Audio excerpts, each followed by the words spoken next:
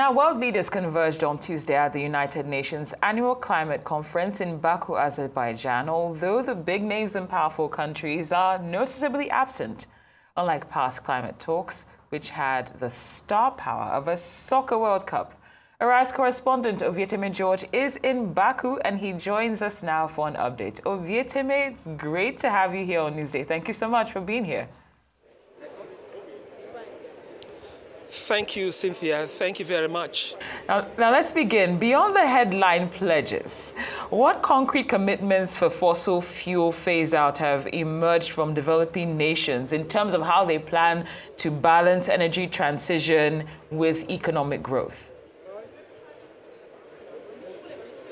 Well, it's still quite early in the day, so to speak, because COP29 just started here in Baku, Azerbaijan, just yesterday. It was more for participants to go through the accreditation processes. But there's something quite profound. Many nations approved new rules for creation of global carbon markets.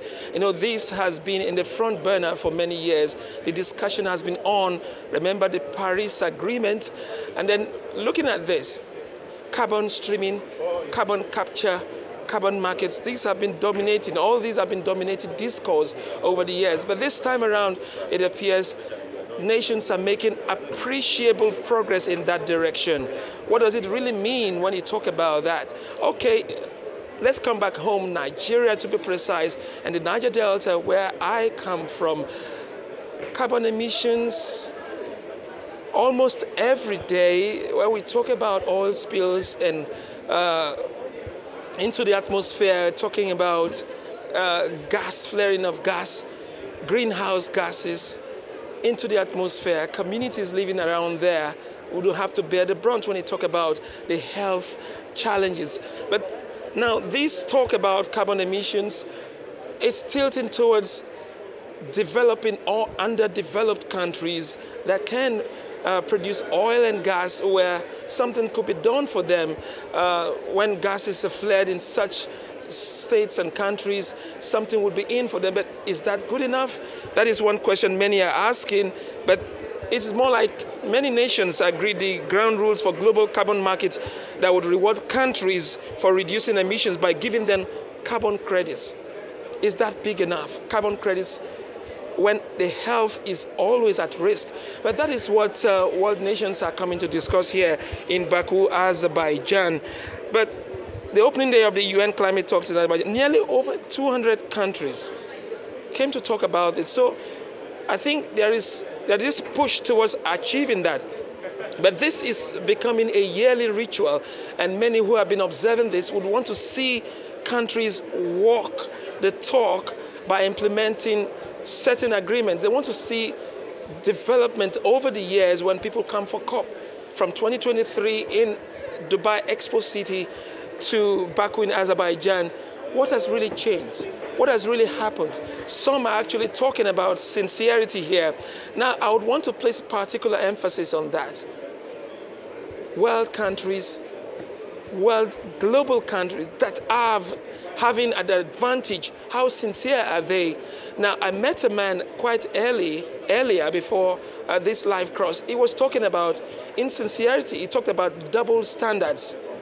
How well is that happening here? But like I said, it's still early in the day, just one day past. Today, not much of activity here in the Nigerian pavilion where I'm waiting. I understand the Director General of the Nigeria Climate Change will be granting a press briefing here. So we are just waiting. So it is a global conversation that goes on and on, but many would want to see world countries play that big brother role and protect developing countries, particularly in terms of carbon credits, carbon capture, carbon streaming, monies that could come for so much an expense for gases emitted in their own atmosphere. Very well outlined, as always, Ovieteme George. Loved how you touched on it being time to walk the talk and the need for sincerity as opposed to double standards based on conversations that you've had earlier. Similar to what you just explained of how we've seen this event happen over and over again. I'd just like to ask you, based on the example you gave back home, the Niger Delta situation, what are you hopeful to see to ensure that these funds actually reach the climate vulnerable nations? You just raised a very valid point there. How did these funds get to the people who bear the brunt of daily oil exploration and exploitation, and worse still, pollution of the environment? Go back, if you can, follow me please. June 1956, oil was discovered in commercial quantity in Oloibiri, formerly of the old River State, now Ogbia local government area of Bayelsa State. What has happened? Go to that community. It may appear that the well is dried, but the people will tell you it's not. Now, let me take it away from Ogbia local government to Yenagoa local government, where there is a community called Baratoru. Now, flaring of gas in that Bahrain Kingdom area is normal to the people. Obuna, Okolobri, these are the communities around that axis. But there's something a particular international oil company does. It is called well testing. And whenever that company is testing the well, there's this more like a tremor. The buildings shake, the rooftops shake, the land at night is illuminated. You would think it is day, but it's night because of the flare. And then when the rain falls, typically of a community, water drops from the rooftops to the containers they have. The water is a bit black. Now they complain about cancer. They complain about mild headaches, sometimes developing to deeper ones that could hold them for a long period. And now you're talking about carbon credits. Who does the calculation of what is due to people? Now we talk about regulatory agencies in Nigeria.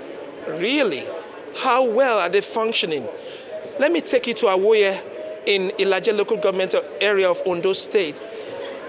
It is called Ororo Well 1. It has been burning for years. Up till now, that fire has not been extinguished. And the people complain about health hazards. Just a few kilometers from where they live on stilts, is an island. Nothing has really been happening. Again, if you can, let me bring you back to the south. Ofiominama is a community in Okrika local government area.